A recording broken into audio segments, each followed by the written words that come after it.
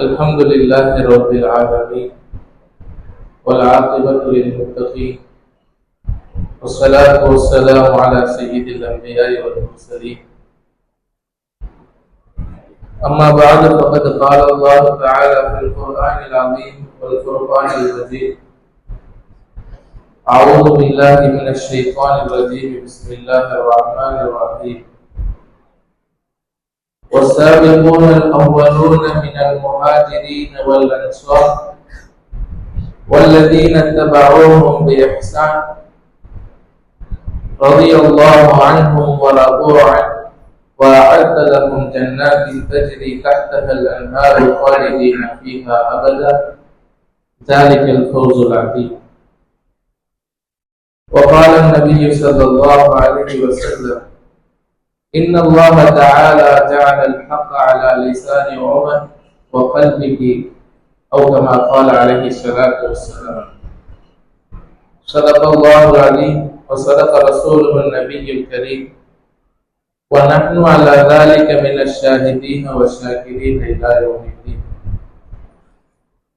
கண்ணியத்திற்குரிய அல்லாஹ்வின் நல்லடியார்களே, மேலான பெரியோர்களே, சகோதரர்களே, அல்லாஹ் தஆலா இந்த புனிதமான ஜும்மாவுடைய தினத்திலே அவனுடைய உயரிய கடமையை நிறைவேற்றுவதற்காக நம்ம எல்லாம் இங்கு ஒன்று கூடியிருக்கிறார். அதற்கு நாம் அல்லாஹ்வுக்கு மிகவும் நன்றி செலுத்த கடமை கொண்டிருக்கிறோம்.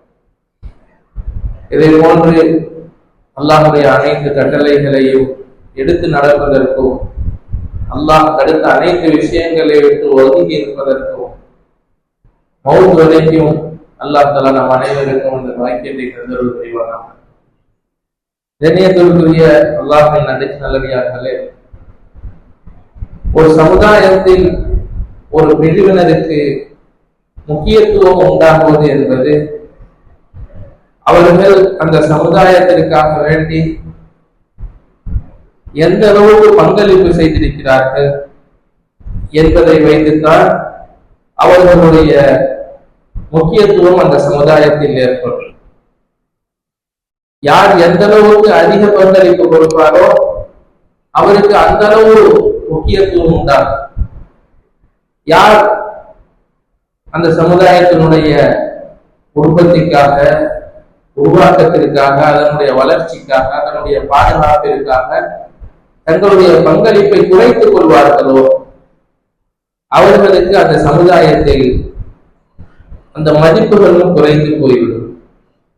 அந்த அடிப்படையில் புனிதமான மார்க்கமாகிய நம்முடைய இஸ்லாமிய மார்க்கம் இதற்கு வித்திட்டவர்கள், அடித்தளம் அஸ்திவாரம் போட்டவர்கள் யார் என்று சொன்னால் முஹம்மது ஸல்லல்லாஹு அலைஹி வஸல்லம் அவர்கள் ஆசரிக்கிறார்.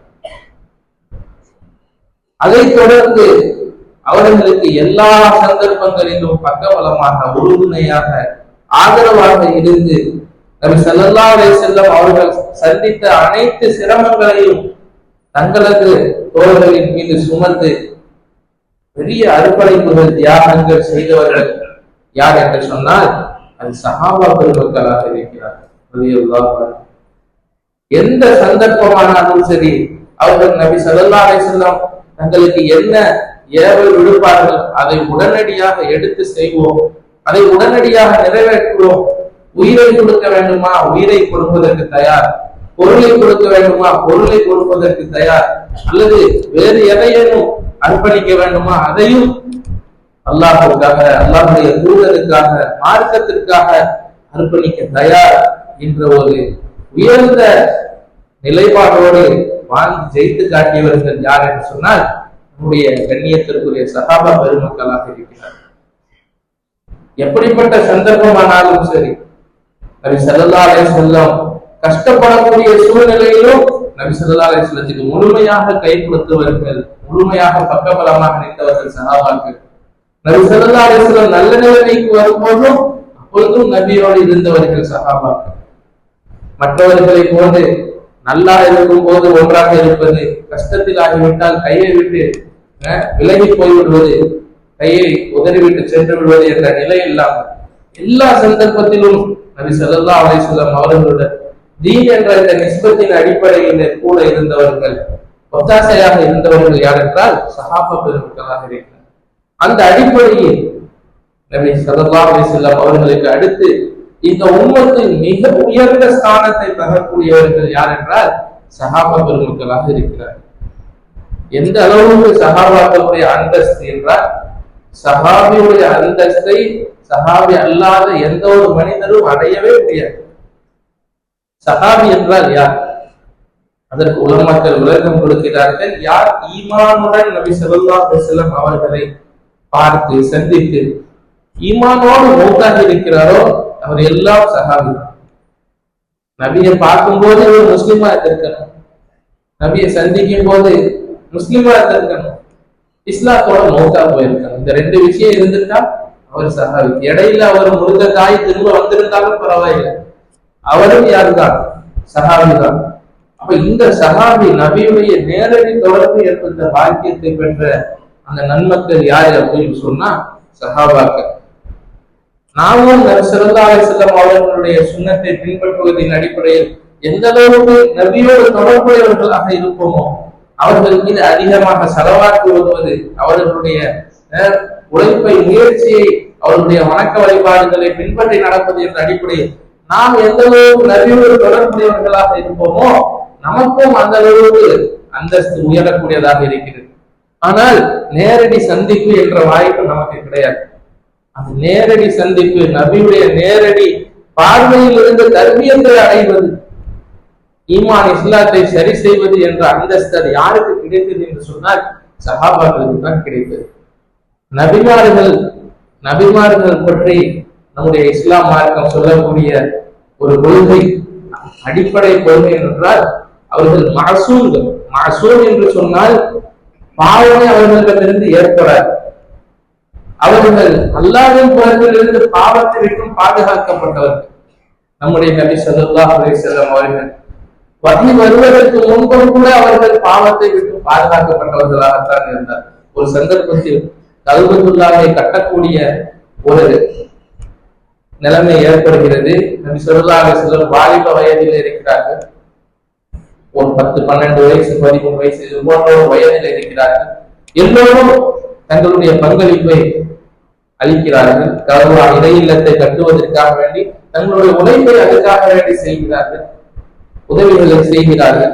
அந்த சந்தர்ப்பத்தில் அதை எல்லோரும் ஹராமான ஆடையை உறுதி கொண்டு இருக்கக்கூடாது என்பதற்காக ஆடையை கலைந்து விட்டுத்தான் அதை கட்ட வேண்டும் என்ற ஒரு நிலைமை ஏற்படும் பொழுது நபி ஸல்லல்லாஹு அலைஹி வஸல்லம் அவர்களும் அந்த நிர்பந்த சூழ்நிலையிலே ஆடையை கலட்ட நினைத்தார்கள். ஆனால் அல்லாஹ் தஆலா அதற்குள் அவர்களுக்கு மயக்க நிலையை ஏற்படுத்தினார். நபி ஸல்லல்லாஹு அலைஹி வஸல்லம் அவர்களுடைய அவுரத்தை கூட யாரும் பார்க்காத விதத்தில் அல்லாஹ் பாதுகாத்தார். இப்படி சின்ன சின்ன விஷயங்களில் இருந்து பெரிய பெரிய விஷயங்கள் வரை பாவமான அனைத்து விஷயங்களை விட்டும் பாதுகாக்கப்படக்கூடியவர்கள், அல்லாஹ்வின் புறத்திலிருந்து பாதுகாக்கப்படக்கூடியவர்கள் தான் மஅசூம்கள் என்று சொல்லப்படக்கூடிய அல்லாஹ்வின் நபிமார்கள். சஹாபாக்களுக்கும் ஒரு அந்தஸ்தை அல்லாஹ் வழங்கி இருக்கிறான். அவர்கள் மஅசூம்கள் கிடையாது. நபிமார்களுடைய அந்தஸ்து அது மஅசூமீன்கள். ஆனால் சஹாபாக்கள் அவர்கள் மஅசூமீன்கள் கிடையாது. ஆனால் அவர்களுடைய அந்தஸ்து என்னவென்றால் மஹ்ஃபூஸ். மஹ்ஃபூஸ் என்ற அந்தஸ்துக்கு உலமாக்கள் விளக்கம் கொடுக்கிறார்கள். அவர்கள் பாவம் செய்ய மாட்டார்கள், வேண்டுதலாக இருப்பார்கள். ஆனால் உம்மத்துக்கு இந்த பாவம் நடந்து விட்டால் என்ன சட்டம் என்று தெரிவதற்காக அல்லாஹ் தஆலா சில சஹாபாக்களை சில பாவங்களில் ஈடுபடுத்துவார். அப்படி ஈடுபடுத்தி அந்த சட்டங்களை அவர்கள் மூலம் தெரியப்படுத்துவது மட்டுமல்லாமல் அதை வஹியின் மூலமாக திருத்தப்படும். நாம் தப்பு செய்தால் அதை திருத்துவதற்கு வஹி எல்லாம் இறங்காது. ஆனால் சஹாபாக்களிடத்திலே ஒரு தப்பு நடக்குமே ஆனால் அது வஹியின் மூலம் திருத்தப்படும். அப்படிப்பட்ட ஒரு அந்தஸ்தை உடையவர்கள் தான் சஹாபாக்கள். இப்படிப்பட்ட சஹாபாக்கள் அவர்களை பற்றி குர்ஆனிலே அல்லாஹ் தஆலா போற்றி கூறுகிறான். வஸாபிகூன லவ்வலூன மினல் முஹாஜிரீன் வல் அன்சார் வல்லதீன தபஊஹும் பிஇஹ்சான். சஹாபாக்கள் எப்படிப்பட்டவர்கள் என்று சொன்னால் நன்மையான காரியங்களிலே முன்னேறி செல்லக்கூடியவர்கள், இன்னும் இந்த உம்மத்திலே முதல் அந்தஸ்தை பெறக்கூடியவர்கள், ஆரம்பமானவர்கள்.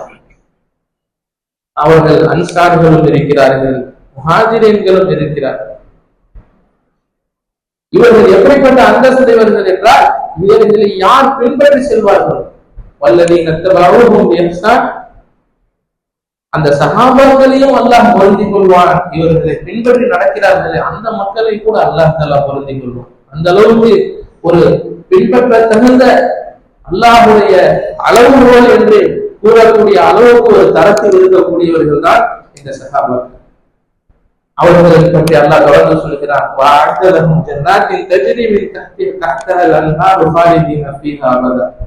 அவர்களுக்காக அல்லாஹ் தஆலா அடர்த்தியான தோட்டங்களுடைய சொர்க்கத்தை நான் தயார் செய்து வைத்திருக்கிறேன். அதற்கு கீழ்ப்பகுதியிலே ஆறுகள் ஓடிக்கொண்டிருக்கும், அதில் அவர்கள் நிரந்தரமாக இருப்பார்கள் என்பதாக அல்லாஹ் தஆலா அவர்களுக்கு சர்டிபிகேட் கொடுக்கும். ரலியல்லாஹு அன்ஹு வ ரது அன்ஹு, அவர்களை அல்லாஹ் பொருந்திக் கொள்வான் என்பதாக, பொருந்திக் கொண்டு விட்டான் என்பதாக அல்லாஹ் தஆலா அந்த ஆயத்திலே வாக்கு கொடுக்கிறார்.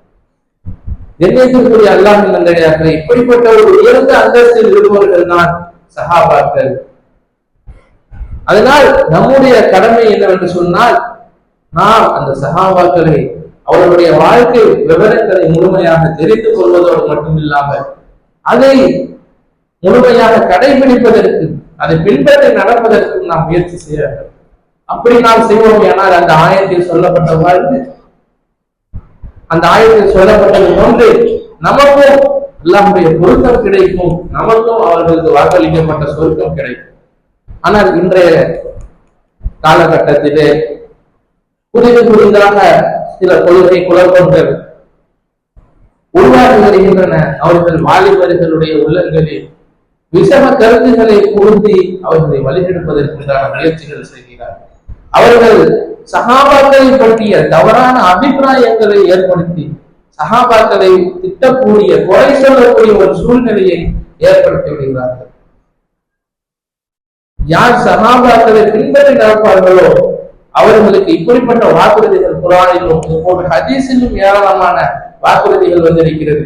ஆனால் அதே சமயம் யார் சஹாபாக்களை எதிர்ப்பார்களோ, அவர்களை திட்டுவார்களோ, அவர்களை குறை கூறுவார்களோ, அவர்களை பற்றி நபி ஸல்லல்லாஹு அலைஹி வஸல்லம் கடைசி கடுமையாக எச்சரித்திருக்கிறார். லா தசுப்பு அஸ்ஹாபி, என்னுடைய தோழர்களை நீங்கள் திட்டாதீர்கள். அவர்களுடைய ஒரு நபர் தன்னுடைய இரு கைகள் நிரம்ப ஒரு தானியத்தை அவர்கள் செலவு செய்தாலும், உங்கள உள்ள பின்னாடி வரக்கூடிய சமுதாயத்தில் உள்ளக்கூடிய நபர்கள் அவங்க உகது மலை அளவு தங்கத்தை செலவு செய்தால் கூட அதற்கு ஈடாக முடியாது. சஹாபாக்கள் செய்யக்கூடிய குறைந்த அமல் அதற்கு நீங்கள் மலை அளவு தங்கம் சதக்கா கொடுத்தால் கூட ஈடாக முடியாது. அந்த அளவுக்கு சஹாபியுடைய அந்தஸ்து உயர்ந்தது என்பதாக சொல்லி காட்டுகிறார். இன்னொரு ஹதீஸிலே நபி ஸல்லல்லாஹு அலைஹி வஸல்லம் அவர்கள் சொன்னார்கள், யார் என்னுடைய சஹாபாக்களை திட்டுவார்களோ, மன் சப்ப அஸ்ஹாபி ஃபஅலைஹி லஅனத்துல்லாஹி வல் மலாயிகத்தி வன் நாஸி அஜ்மஈன், அவர்களின் மீது, சஹாபாக்களை திட்டுபவர்களின் மீது அல்லாஹ்வுடைய சாபம், அதே போன்று மலக்குமார்களுடைய சாபம், இன்னும் மனிதர்கள் அனைவருடைய சாபம் உண்டாகட்டுமாக என்பதாக நபி ஸல்லல்லாஹு அலைஹி வஸல்லம் அவர்கள் கடுமையாக அவருக்காக வேண்டி லானத் செய்திருக்கிறார். சஹாபியுடைய அந்தஸ்து எந்த அளவுக்கு உயர்ந்தது என்று சொன்னால், ஒரு பெரிய இறைநேசர் அவர்களிடத்திலே கேட்கப்பட்டது, நீங்கள் அல்லாஹ்வுடைய நேசத்தில் மிக உயர்ந்த அந்தஸ்தை அடைந்து விட்டீர்கள், நீங்கள் சஹாபாக்களை மிஞ்சக்கூடிய அந்தஸ்தை அடைந்து விட்டீர்களா என்று கேட்கப்பட்ட போது அவர்கள் கூறி காட்டினார்கள், சஹாபாக்களுடைய அந்தஸ்தை அடைவதா விளங்குவதற்காக சொல்வதானால் அவர்கள் ஒரு உதாரணத்தை சொன்னார்கள். சஹாபி ஒரு குதிரையிலே பயணம் செய்கிறார். அப்படி குதிரையிலே பயணம் செய்யும் போது அவருடைய குதிரையுடைய கால், அவருடைய கால் அல்ல, அவருடைய குதிரையுடைய காலில் இருந்து தூசி பறக்கும் அல்லவா, அந்த தூசியின் அளவுக்கு கூட நாம் சமமாக ஆக முடியாது என்று அவர்கள் சொல்லி காட்டினார்கள். உங்களை என்னை போன்ற சாதாரண மனிதர் அல்ல, பெரிய விலாயத்துடைய உயர்ந்த அந்தஸ்தை அடைந்த அந்த ஒரு இறைநேசர் சொல்லக்கூடிய விஷயம், நான் சஹாபியுடைய குதிரையுடைய கால் பூசி அளவு கூட சமமாக முடியாது என்பதாக சொல்லி காட்டினார். ஆக கண்ணியத்திற்குரிய அல்லாஹ்வின் நல்லடியார்களே, நாம் மார்க்கத்தினுடைய அடிப்படைகளை எடுத்துக் கொள்வோம் என்று சொன்னால், குர்ஆன் ஆகட்டும், ஹதீஸ் ஆகட்டும், இது அனைத்தும் சஹாபாக்களை அடிப்படையாக வைத்துத்தான் நம்ம அளவில் வந்து சேர்ந்திருக்கிறது. சஹாபாக்கள் அவர்கள் மூலமாகத்தான் இந்த குர்ஆன் ஹதீஸும் நம்மை வந்தடைந்திருக்கிறது. நாம் சஹாபாக்களை புறக்கணித்து விட்டு நாம் உண்மையான மூமினாக இருக்கவே முடியாது. சஹாபாக்களை புறக்கணித்து விட்டு இந்த செல்வோம் என்று சொன்னால் இஸ்லாத்தையே நாம் புறக்கணிக்க வேண்டிய ஒரு சூழ்நிலை ஏற்படும். சஹாபாக்களை பற்றி உலமாக்கள் சொல்லக்கூடிய விஷயம், சஹாபத்து குல்லுஹும் அடூலும், சஹாபாக்கள் அனைவரும் நீதவான்கள். சஹாபாக்கள்கிட்ட நீதம் இல்லை, அவர்கள் தப்புடையவர்கள், குறைவுடையவர்கள் அப்படின்னு சொல்லுவோம். ஆனால் அப்பொழுது அவர்கள் சொல்லக்கூடிய அந்த குர்ஆனையும் ஹதீஸும் அது நம்பகத்தன்மை இல்லாததாக ஆகிவிடும். முழு தீனுமே அது அடிப்படையற்றதாக, நம்பிக்கையற்றதாக ஆகிவிடும். அதனால் சஹாபாக்களுடைய அந்தஸ்து இருக்கிறது மிகவும் உயர்ந்ததாக இருக்கிறது. அந்த அடிப்படையில் ஒவ்வொரு சஹாபியும் அவர்களுடைய தங்களுடைய அர்ப்பணிப்புகளின் மூலமாக, தியாகங்களின் மூலமாக அவர்கள் செய்த தியாகத்தின் அடிப்படையில் தான் இன்றைக்கு இஸ்லாம் எழுந்து நிற்கிறது. அதுக்கடுத்து தாபியீன்களுடைய காலம், அதற்கடுத்து தபா தாபியீன்களுடைய காலம், இப்படியாக ஒவ்வொரு நபர்களும் ஒவ்வொரு காலத்திலும் ஒவ்வொரு நூற்றாண்டிலும் இருக்கக்கூடிய நபர்கள் அவர்களுடைய தியாகத்தின் அடிப்படையில் இன்றைக்கு நாம் முஸ்லிம்களாக இருக்கிறோம். ஆனால் நபி ஸல்லல்லாஹு அலைஹி வஸல்லம் அவர்கள் சஹாபாக்களுடைய மகிமையை பற்றி சொல்லும் போது ஒரு ஹதீஸ்ல சொல்லியிருப்பார்கள், கைருல் குரூனி கர்னி, காலங்களிலே மிக சிறந்த காலம் அது என்னுடைய தலைமுறை, நான் இருக்கக்கூடிய அந்த நூற்றாண்டு, நான் இருக்கக்கூடிய அந்த தலைமுறைக்கு ஒரு அளவு சொல்லுவாங்க 33 ஆண்டுகள். அதற்கு பிறகு சும்மல்லதீன யலூனஹும், இரண்டாவது அந்தஸ்து யாருக்கு என்று சொன்னால் என்னுடைய காலத்தை ஒட்டி இருக்கக்கூடிய அடுத்த மக்கள், அது தாபியீன்கள். நபியுடைய காலத்தில் இருக்கக்கூடிய மக்கள் சஹாபாக்கள், அவர்களை ஒட்டி இருக்கக்கூடியவர்கள் தாபியீன்கள். அதற்கு அடுத்த அந்தஸ்து, மூணாவது அந்தஸ்து சும்மல்லதீன யலூனஹும், அவர்களை ஒட்டி இருக்கக்கூடியவர்கள் தபா தாபியீன்கள். ஆக சஹாபாக்கள் தான் நபியுடைய காலத்திலேயே இருந்தவர்கள். இருக்கிறதுலேயே மிக சிறந்த சமுதாயம் அது சஹாபாக்களாக இருக்கிறார்கள். சஹாபாக்களை ஒவ்வொரு நபிக்கும் அல்லாஹ் தஆலா தோழர்களை அல்லாஹ் தேர்ந்தெடுத்துக் கொடுப்பான். இந்த உம்மத்தில முஹம்மது ஸல்லல்லாஹு அலைஹி வஸல்லம் அவர்களுக்கு யார் தோழராக இருக்க வேண்டும் என்பதையும் அல்லாஹ் தஆலா தேர்ந்தெடுத்து கொடுத்திருக்கிறார். ஏனோ தானோ என்று அந்த காலத்துல பிறந்தவர்களை அல்லாஹ் தஆலா சஹாபியாக ஆக்கவில்லை. யார் சஹாபியாக ஆக வேண்டும் இதையும் அல்லாஹ் தஆலா தனிப்பட்ட முறையிலே பிரத்யேகமாக அல்லாஹ் தஆலா தேர்ந்தெடுத்துதான் முஹம்மது ஸல்லல்லாஹு அலைஹி வஸல்லம் அவர்களுக்கு அந்த சஹாபாக்களை கொடுத்திருக்கிறார். இந்த உலகத்திலே முஹம்மது ஸல்லல்லாஹு அலைஹி வஸல்லம் அவர்களை விட சிறந்த ஆசிரியரும் கிடையாது, அவர்களுடைய தோழர்களை விட சிறந்த மாணவர்கள் பின்பற்றக்கூடியவர்களும் கிடையாது. அந்த சஹாபாக்களை நாம் அவர்களுடைய ஒவ்வொரு சஹாபியுடைய வாழ்க்கையும் ஒவ்வொரு அற்புதமான பக்கங்களாக இருக்கிறது. அவை அனைத்தையும் நாம் படிக்க வேண்டும், அவற்றை நாம் விளங்க வேண்டும், அதை நம்முடைய வாழ்க்கையில முழுமையாக பின்பற்றி நடக்க வேண்டும். அப்படி நடப்பதன் மூலமாக நமக்கு இந்த உலகத்திலும் நிம்மதியான, ராகத்தான, சந்தோஷமான வாழ்க்கை உண்டாகும். மௌத்துக்கு பின்னாடியும் நாம் அல்லாஹ்வுடைய உயர்ந்த அந்தஸ்தை அடையக்கூடியவர்களாக ஆக முடியும். கண்ணியத்திற்குரிய அல்லாஹ்வின் நல்லடியார்களே, இது பற்றிய ஒரு விழிப்புணர்வு, சஹாபாக்கள் மீது உள்ள நல்ல எண்ணம் அது ஏற்பட வேண்டும். சஹாபாக்களை திட்டக்கூடிய அல்லது அவர்களை குறைவுடையவர்களாக கருதக்கூடிய நிலை நம்மிடத்திலிருந்து மாற வேண்டும். அந்த தௌஃபீகை அல்லாஹ் தஆலா நம் அனைவருக்கும் தந்தருள் புரிவானாக. வாசிர் தஅவானா அல்ஹம்துலில்லாஹி ரப்பில் ஆலமீன்.